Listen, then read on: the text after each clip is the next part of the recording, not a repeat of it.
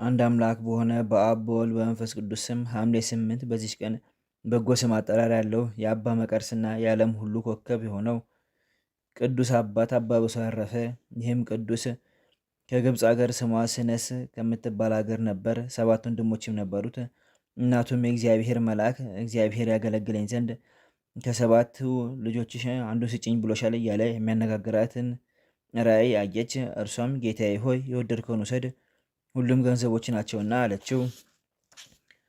መልአኩም እጁን ዘርግቶ የብሶይን ራስ ይዞ ለእግዚአብሔር መልካም ስራ የሚሰራ ይህ ልጅ ነው አለ። ይህ ብሶይም የከሳና ስጋው የኮሰሰ ነበርና እናቱ ለዚያ መልአክ ጌታዬ ሆይ እግዚአብሔርን የሚያገለግል ከእነዚህ አንዱን ጠንካራውን ውሰድ አለችው። መልአኩም እግዚአብሔር የመረጠው ይህን ነው አላት። ከዚህ በኋላም ከእርሷ ተሰወረ። ባደገም ጊዜ የምንኩስና ልብስ ሊለብስ ወደደ። ወደ አስቄጥስ ገዳም ሄደ። በአባ ባይሞይ ዘንድ መነኮሰ። እርሱም አባ ዮሐንስ ሐጺርን ያመነኮሰው ነው። ከዚህ በኋላ እጅግ ጽኑ የሆነ ተጋድሎን መጋደል ጀመረ። ምንም ምን ሳይቀምስ 40 ቀን እስከ መጨረሻው 3 ጊዜ ጾመ።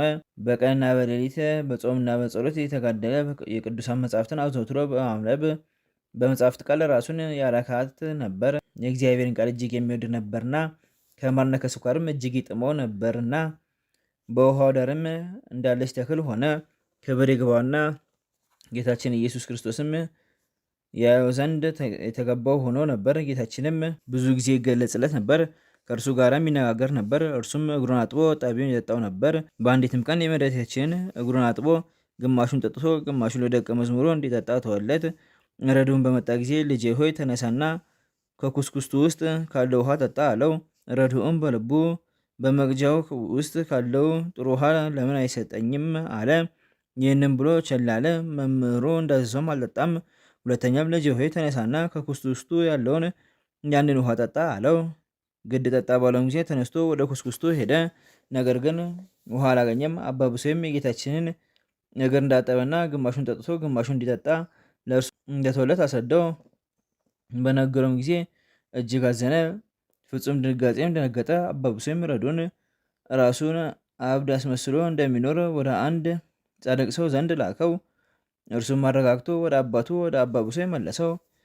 ድንጋጤውም ባልተወ ጊዜ ወደዚያ ጻድቅ ሰው ዳግመኛ ላከው። በሄደም ጊዜ ሞቶ አገኘው። አባ ብሶይም ለረድኡ ይህን በትሬም በላዩ አኑረው፣ ተነስተህ እንድታነጋግረኝ አባቴ ያዞሃል በለው አለው። ሄዶም የአባ ብሶይ በትር በዚያ ጻድቅ በድል ላይ አኑረ። ወዲያውም ተነስቶ ስማ፣ ለአባት ታዘዝ፣ ታዛዥ ብትሆን የድንጋጤ ባላገኘህም ነበር አለው። ይህንም ብሎ ተመልሶ ተኛ። በአንዲት ቀንም ከቅዱስ አባ ብሶይ ደቀ መዛሙርት አንዱ መጣ። ወደ እርሱም ከመግባቱ በፊት ከሰው ጋር ሲነጋገር ሰማው። በገባም ጊዜ ከሰው ማንንም አላገኘም። አባቴ ሆይ ከአንተ ጋር ሲነጋገር የነበረ ማን ነው ብሎ ጠየቀው። አባ ብሶይም እንዲህ ብሎ መለሰለት። ንጉሥ ቆስጠንጢኖስ ወደ እኔ መጥቶ ይህን ታላቅ ክብር ለመነኮሳት እንዳላቸው አውቄ ቢሆን ኖሮ መንግስቴን ትቼ መነኮስ በሆንኩ ነበር አለኝ። እኔም ምን ጎደለብህ? የጣዖትን አምልኮ አስወገድህ፣ የቀናች ሃይማኖትን ስልጣንን አጽንተሃል አልኩት። እርሱም መልሶ እንዲህ አለኝ። እግዚአብሔር ይመስገን፣ ክብርንስ እጅግ አብዝቶ ሰጥቶኛል። ነገር ግን የመነኮሳት ክብር ያህል አይሆንም። እነርሱ በእሳት ክንፎች እየበረሩ ወደ ኢየሩሳሌም ሰማያዊት ሲገቡ አይቻለሁና አለኝ። እኔም እንዲህ አልኩት፣ የእግዚአብሔር ፍርድ በእውነት ትክክል ነው። ለእናንተ ቤቶች፣ ሚስቶችና ልጆች፣ ሀብትና ለዓለም የተዘጋጀ ሁሉ አሏችሁ፣ በእነርሱም ትጽናናላችሁ። መነኮሳት ግን ከዚህ ከተድላ ዓለም የተለዩና በሕይወታቸውም ዘመን ሁሉ ችግረኞች ናቸው። ስለዚህ የታላቅ ክብር እግዚአብሔር ሰጣቸው አልሁት። በአንዲትም ዕለት እግዚአብሔር አባ ብሶይን እንዲህ ብሎ ተናገረው። ይህን ገዳም እንደ ርግቦች ማደሪያ አድርጓለሁ፣ በውስጡ መነኮሳትን እመራለሁ። ቅዱስ አባ ብሶይም ጌታዬ ፈጣሪ ሆይ የብዙ ከሆነ ምግባቸው ከወዴት ያገኛሉ አለው።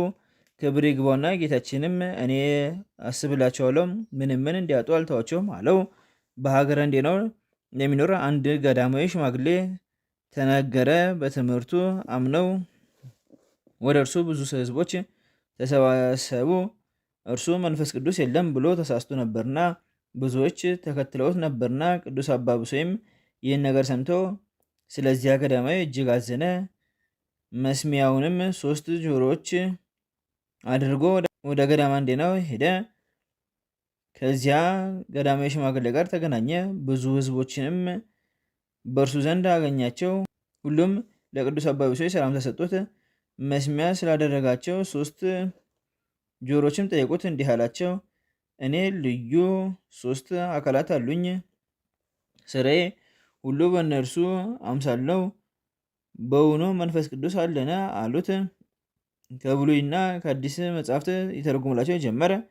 ከ3ቱ አካላት አንዱ መንፈስ ቅዱስ እንደሆነ በመለኮትም አንድ እንደሆነ አብራራላቸው። ሁሉም ከስህተት ተመልሰው ንስሐ ገቡ፣ ወደ ቀናች ሃይማኖትም ተመለሱ። ለአባ ብሶይም የዋህረድ የነበረው የእጅ ስራውንም ሊሸጥ በሄደ ጊዜ ከአሕዛብ ወገን አንድ ሰው አገኘ። ክብር ይግባውና በጌታችን ኢየሱስ ክርስቶስ ላይ የዕርፈት ቃልን እስከሚናገር ድረስ ከእውነት መንገድ አሳተው። በተመለሰም ጊዜ በክርስትና ጥምቀት ያገኘው የልጅነት ክብር ከእርሱ እንደተለየው አባ ብሶይ ተመልክቶ ልጄ ሆይ በአንተ ላይ የደረሰው ምንድን ነው አለው። እርሱም ያ ሽማግሌ እንዳሳተው ነገረው። አባ ብሶይም ስለ እርሱ 7 ቀን ሲጸልይ ሰነበተ።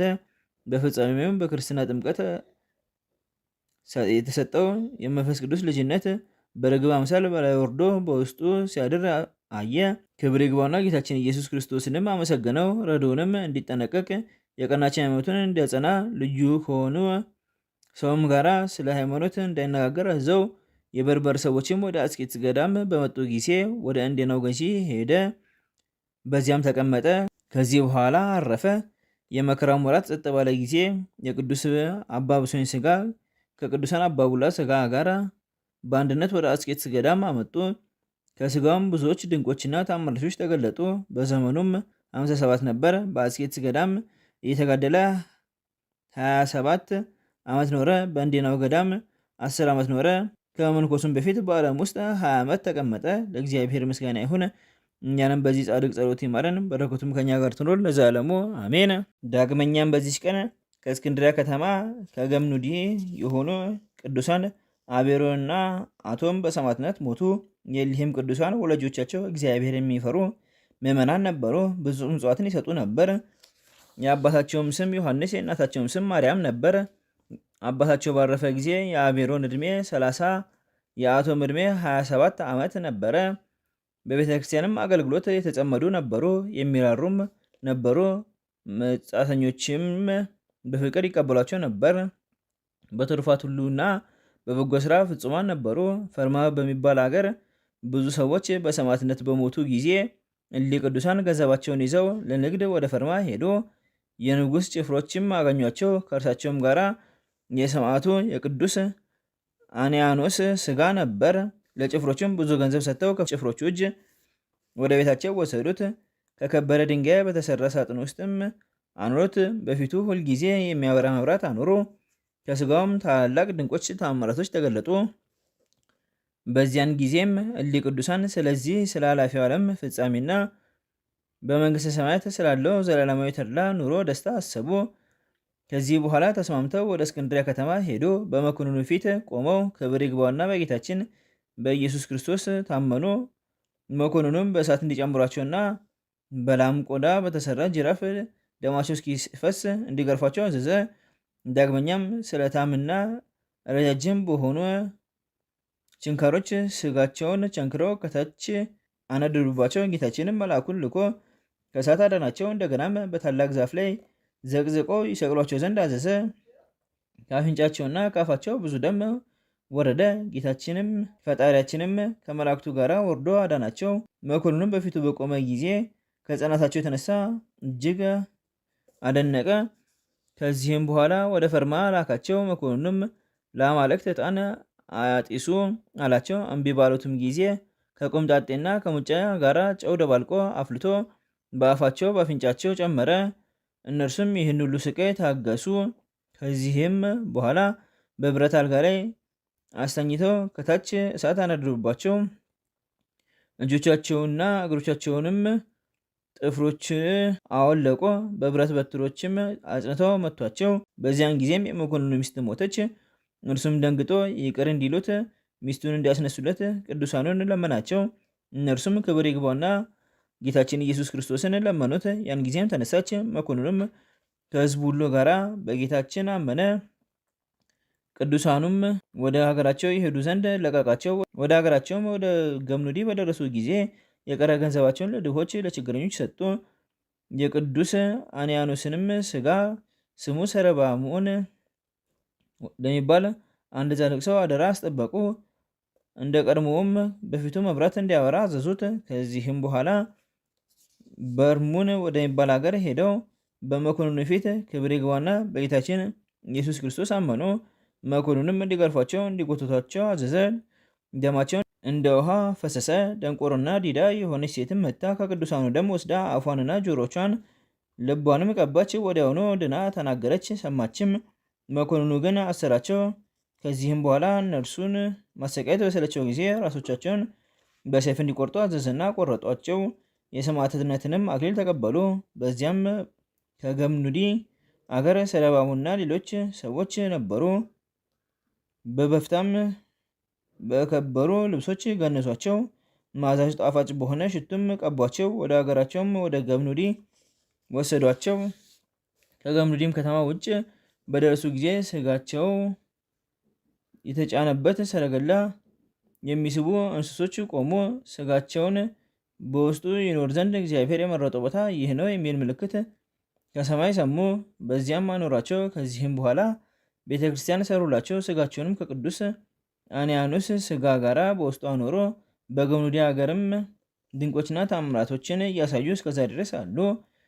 ለእሊህ ቅዱሳን ክብር ይግባውና ጌታችን ኢየሱስ ክርስቶስ ስማቸው እንደሚጠራ መታሰቢያቸውም እንደ ችሎታው እንደሚያደርግ ኃጢአቱ ይሰርለታል፣ ስቃይም ከቶ አያይም ብሎ መከራን በሚቀበሉበት ጊዜ ቃል ኪዳን ሰጣቸው። እግዚአብሔር ምስጋና ይሁን፣ እኛንም በጸሎታቸው ይማረን፣ በረከታቸውም ከኛ ጋር ትኖር ለዘላለሙ አሜን።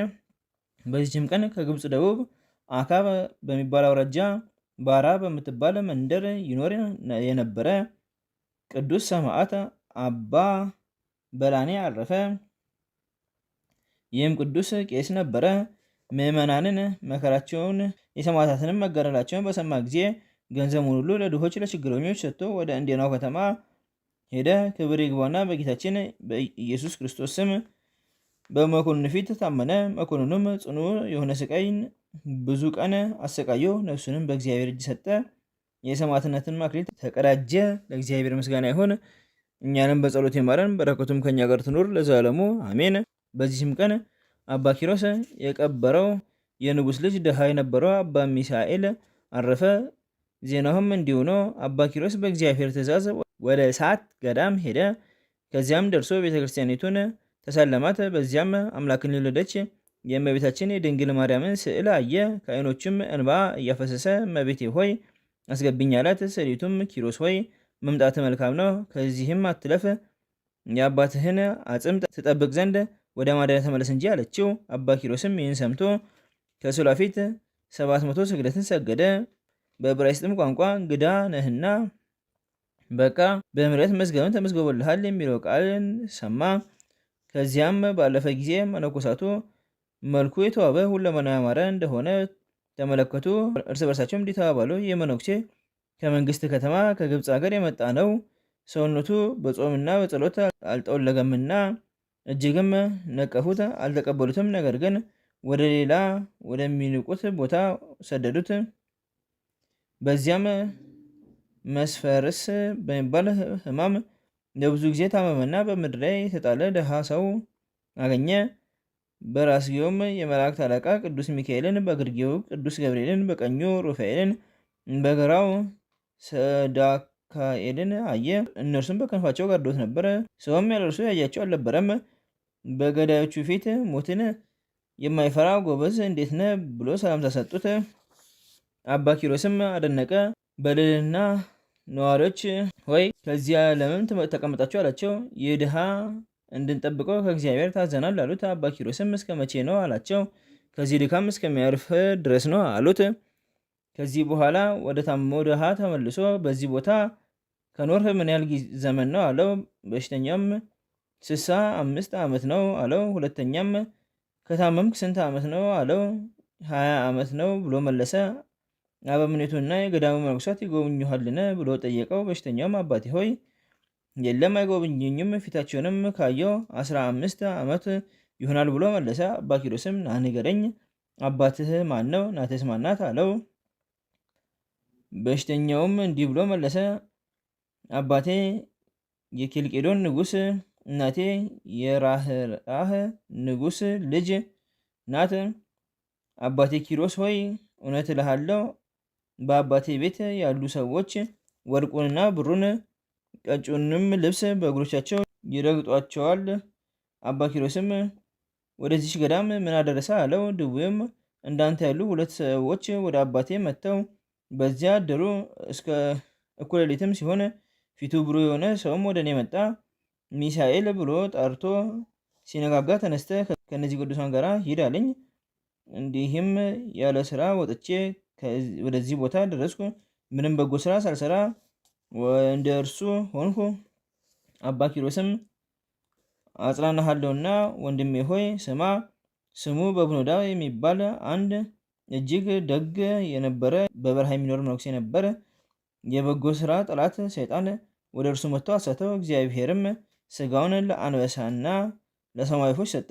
እርሱንም በወገን የከበረ ከሮሜ ንጉሥ በታች የሚገዛ የኬፋዝ ንጉሥ ልጅ ነበር።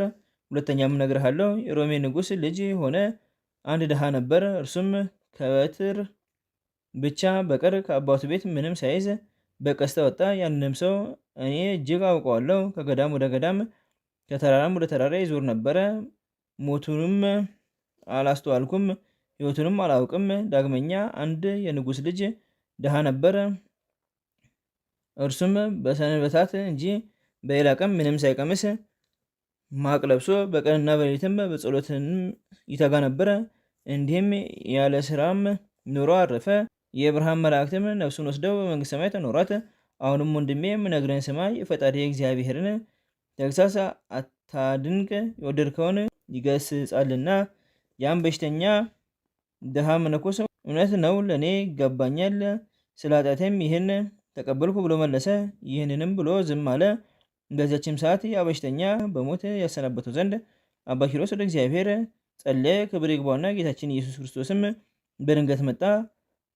እልፍ አእላፍት መላእክት በዙሪያው ሆነው ከእርሱ ጋር ነበሩ። ጻድቃንም ሞገሳቸውና ንጉሳቸው የሆነ አምላካችንን እናመስግነው፣ ለችግረኞች ተስፋ የሆነ አምላካችንን እናመስግነው እያሉ ይዘምሩ ነበር።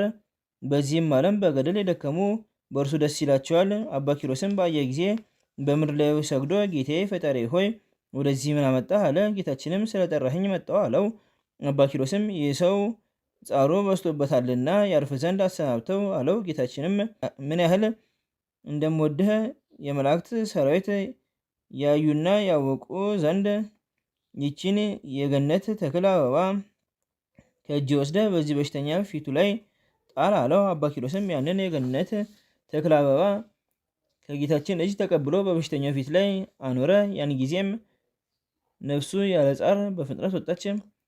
መድኃኒታችንም ተቀብሎ ሳማት። ከእርሱ ጋራም በብርሃን ሰረገላ ውስጥ አስቀመጣት። አውጥቶም በሰማያዊ ክብር አኖራት። አባ ኪሮስም አደነቀ፣ አለቀሰም። ከዚህ በኋላ ወደ አበምኔቱ ሄዶ እነሆ ያ ድሃ ስላረፈ መቃብር ቆፍሮ የቀብሩት ዘንድ ከመነኮሳቱ ዘዝ አለው። አበምኔቱም ምን ግዴታ አለብኝ አለው። አባ ኪሮስም ትኩር ብሎ ተመለከተውና ይህ የሰይጣን ስራ እንጂ የሰው ስራ አይደለም አለው። ስላስጨነቀውም 7 መነኮሳትን አዘዘለት። እነርሱም ማጥንቶቻቸውን ይዘው ተነሱ። አባ ኪሮስም የሚያጠኑትን አሉና የረከሱ ማጥንቶቻቸውን አስወግዱ፣ በቦታቸውም ተዋቸው አለ። ነገር ግን ቅበሩት ብሎ አማላቸው።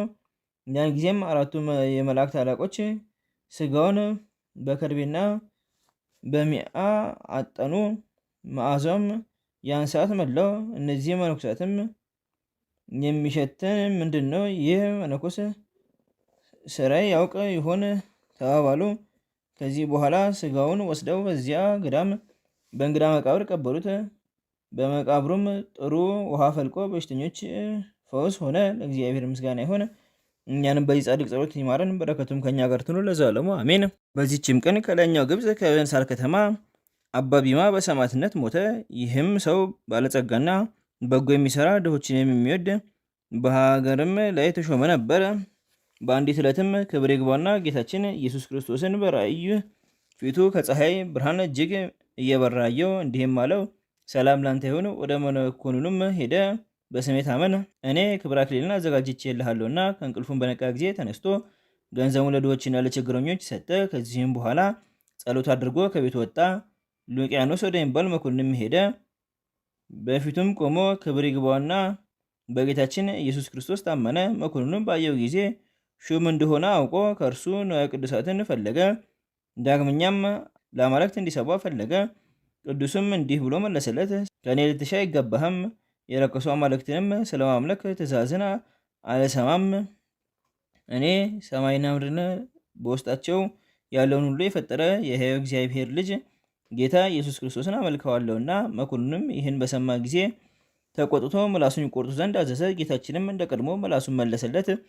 ከዚህ በኋላ በማበሪያ ውስጥ አበራዊት በብረት አልጋ ላይም ቸንክረው ከበታችሁ እሳትን አነደዱ። እግዚአብሔርም አዳነው፣ ያለ ጉዳትም አስነሳው። ከዚህ በኋላ ወደ እስክንድርያ ከተማ ላከው። ክብር ይግባውና ጌታችንም ተገልጾለት አጽናናው። ከዚህ በኋላ በወህኒ ቤት ጨመሩት። በዚያም ተአምራትን አደረገ። ጋኔን ያደረባት የአቀፋስ ሀገር ሰው የዩልዮስ እህት ነበረች። ቅዱስ ቢማም ያንን ጋኔን ከእርሷ ላይ አወጣውና አሳደደው። ዜናውም በአገሩ ውስጥ በተሰማ ጊዜ ክብር ይግባውና በጌታችን በኢየሱስ ክርስቶስ ብዙዎች አመኑ። መኮንኑም በሰማ ጊዜ እጅግ ተቆጣ። በየአይነቱ በሆነ ስቃይም አሰቃየው። በመንኮራኩርም እጆቹንና እግሮቹን ጥፍሮቹን አወለቁ። በእሳትም ባጋሉት። በብረት ሰንሰለትም አስረው እየጎተቱ በወሸባ ቤት ማንደጃ ውስጥ ጣሉት። ከዚህም ጌታችን አዳነው። ከዚህም በኋላ በአንገቱ ላይ ታላቅ ድንጋይ አንጠልጥለው በባህር ውስጥ ጣሉት። አሁንም ጌታችን አዳነው። ሁለተኛም ከእሳት ጨመሩት። ከዚያም ጌታችን አዳነው። ከእሳቱም መካከል እየጸለየ ቆመ። መኳንኑም ማሰቃየቱን በሰለቸ ጊዜ ወደ ላይኛው ግብጽ ሰደደው። በዚያም ያሰቃዩት ጀመረ። ዘግዝቀውም ሰቀሉት። ከዚህም በኋላ በብረት ምጣድ ውስጥ ጨምረው በላዩ እሳት አነደዱበት። ጌታችንም ተገለጠለትና ከእሳቱ አዳነው። ከዚህም በኋላ ጌታችን ስሙን ለሚጠራ መታሰቢያ ለሚያደርግ ገድሉን ለሚጽፍ በስሙም ምጽዋት ለሚያደርግ ሁሉ ዘላለማዊ ሕይወት ያድለው ዘንድ ቃል ኪዳን ሰጠው። መኮንኑም ከማሰቃየቱ የተነሳ በደከመ ጊዜ ራሱን በሰይፍ ቆርጡ ዘንድ አዘዘ። የሰማዕትነት አክሊልም በመንግስተ ሰማያት ተቀበለ። የአቅፋሃስ አገር ሹም የሆነ የዩልዮስ ባሮች ስጋውን አንስተው ወደ አገሩ ወሰዱት። እስከ ስደቱ ዘመን ፍጻሜ ድረስ በመልካም ቦታ አኖሩት። ከዚህም በኋላ መልካም የሆነች ቤተክርስቲያንና ገዳምን ሰሩለት። ስጋውንም በውስጡ አኖሩ። ከእርሱም ታላላቅ ድንቆች ተአምራቶች ተገለጡ። በሽተኞችም ሁሉ ይፈወሱ ነበርና። ለእግዚአብሔር ምስጋና ይሁን። እኛንም በዚህ ሰማዕት ጸሎት ይማረን፣ በረከቱም ከእኛ ጋር ትኖር ለዘላለሙ አሜን። በዚችም ቀን በምዕራባዊ በረሃ የሚኖር ታላቅና ክቡር አባት የሆነው አባ ኪሮስ የዕረፍቱ መታሰቢያ ሆነ። ይህም ቅዱስ የታላቁ ንጉሥ ቴዎዶሲዎስ ወንድሙ ነበር። በከተማ ውስጥ የሚሰራውን አመፅ ባየ ጊዜ ገንዘቡን ሁሉ ትቶ ከሀገሩ ወጣ። ጌታችንም መርቶ ወደዚች ምዕራባዊ በረሃ ደረሰው። በውስጧም ብዙ ዘመናት ለብቻው ኖረ። ከሰውም ማንም አላየውም። በዚህ ሁሉ ዘመን የዱር አራዊት ቢሆኑ በአስቄጥስ ገዳም ስሙ አባ ባውማ የሚባል አንድ ቄስ ነበረ። እርሱም የንጉሥ ዘይኑ ልጅ ቅድስት ኢላሪያን ስጋውን የገነሰ ነው። እርሱም እንዲህ አለ። በቤተክርስቲያን ውስጥ እያለው አባ ባውማ ሆይ ተነስ፣ ወደ በረሃው ውስጥ ገብተ ወደ ፀሐይ መግቢያ ሂድ። ከቅዱሳን ሁሉ አብዝቶ ፈቃድን የፈጸመውን የአንድ ገዳማዊ ስጋ ትገንዝ ዘንድ የሚለኝን ቃል ከሰማይ ሰማው። ያን ጊዜም ደስ ብሎኝ ተነሳው። በበረሃው ውስጥ 3 ቀን ተጉዤ ከአንድ ገዳማዊ በዓት ደርሼ ደጁን አንኳኮ። አንድ ሽማግሌ ገዳማዊም ከፈተለኝና እርስ በርሳችን ሰላምታ ተለዋወጠን። በዚች በረሃ ሌላ ገዳማዊ አለን ብዬ ጠየኩት። አዎን አለኝ። ሁለተኛም ስም ማን ነው? አባቴ ሆይ በዚች በረሃ ውስጥ ምን ያህል ጊዜ ኖርህ አልኩት። ስሜ ሰምዖን ነው። በዚች በረሃ የኖርኩትም 70 ዓመታት ነው አለኝ። ከእርሱ ዘንድም ወጥቼ 3 ቀን ተጓዝኩ።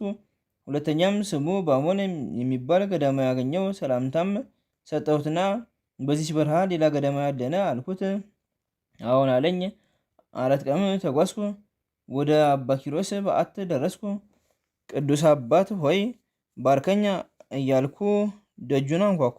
አባ ባውማ ሆይ መምጣት መልካም ነው ብሎ ከውስጥ ተናገረኝ። እግዚአብሔር ያከበረ ሰው በሰላም በፍቅር ወደ እኔ ግባ አለኝ። ያን ጊዜ ገብቼ ከእርሱ ተባረኩ። በፊቱም የእግዚአብሔርን ጸጋ ክብር አየው። የራሱ ጠጉርና ጽሕሙ እንደ በረድ የነጣ ነበር። ከዚህ በኋላ ተቀመጥኩ። በብብቻውም አቀፈኝ፣ እንዲህም አለኝ፣ እነሆ ይችን ሰዓት የጠበኳት። በዚህ በዓት 57 ዓመት ኖርኩ።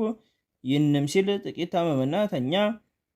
እየደነገጠ ያችን ሌሊት አደረ። ሲነጋም በበዓቱ ውስጥ ታላቅ ብርሃን በራ። ብርሃናዊ ሰውም ገባ። በእጁም የብርሃን መስቀል አለ። በአባ ኪሮስ አጠገብም ተቀምጦ ሳሞ፣ ባረከውም፣ አጽናናው። ሰላምን፣ ፍቅርን፣ አንድነትን አደረገለት። ከእርሱም ተሰወረ። እኔም ፈራው። እንዲህ የሚያበራ ይህ ክብር የተጎናጸፈ የማን ነው አልኩት። እሱም ልጄ ሆይ ይህ የእግዚአብሔር ልጅ ጌታ ኢየሱስ ክርስቶስ ነው። ልማዱ ስለሆነ ሁልጊዜ ይመጣል ያጽናናኛልም አለኝ። በቀዳሚት ሰንበት ዕለትም 9 ሰዓት በሆነ ጊዜ እስከ ሰማይ የሚደርስ ታላቅ ጩኸት ሰማሁ። ከጩኸታቸውም ኃይል የተነሳ ምድር ተናወጠች። እኔም ይህን የምሰማው ጩኸት ምንድን ነው ብዬ ጠየቅኩት። እሱም ልጄ ሆይ ይህ በሲኦል የሚኖሩ የኃጥአን ጩኸት ነው።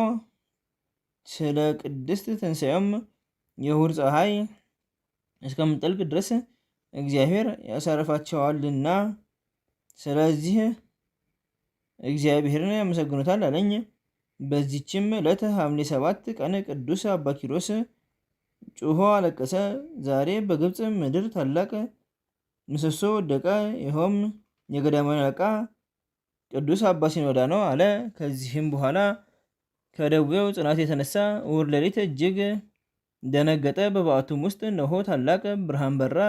ክብር ይግባውና ጌታችን ኢየሱስ ክርስቶስም ገብቶ በአባ ኪሮስ ራስ አጠገብ ተቀመጠ። አባ ኪሮስም መድኃኒታችን ጌታዬ ሆይ ይህ ሰው ባርከው አለኝ። መድኃኒታችንም የምረጥሁ አባ ባውማ ሆይ ጽና፣ አትፍራ፣ ሰላሜ በረከቴም ካንተ ጋር ይኑር። አሁንም ታማኝ አገልጋዬ የሆነ የዚህ ቅዱስ ኪሮስን ያየኸውንና የሰማኸውን ወደፊትም ዳግመኛ የምታየውንና የምትሰማውን ገድሉን ጻፍ አለኝ። ከዚህ በኋላ መድኃኒታችን አባ ኪሮስን እንዲህ አለው፣ እነሆ አንተ ትሞታለህ፣ አትዘን። ሞትህ ሞት አይደለም የዘላለም ሕይወት ነው እንጂ የገድልህን መጽሐፍ የሚጽፈውንና ወይም የሚያነባውን የሚሰማውን ሁሉ በምድር መታሰቢያን የሚያደርገውን ሁሉ በደብረ ጽዮን የሚደረገውን የ1000 ዓመት በዓል ምሳ ከኔ ጋር ይቀመጥ ዘንድ አደርጓለሁ። ከቅዱሳኖቼም ጋር ቆጥሯለሁ። የኃጢአቱን መጽሐፍት ቀድጄ ስሙን በሕይወት መጽሐፍ ጽፈዋለሁ። ለመስዋዕትም የሚገባውን ዕጣኑና ወይኑን መብራቱን መባንም አድርጎ የሚሰጥ በስም ለድሆች ለችግረኞች ምጽዋትን የሚያደርግ ዓይን ያላየውን ጆሮ ያልሰማውን በሰው ልቦና ያልታሰበውን በጎ ዋጋ እኔ እጥፍ ድርብ አድርጌ ሰጠዋለሁ።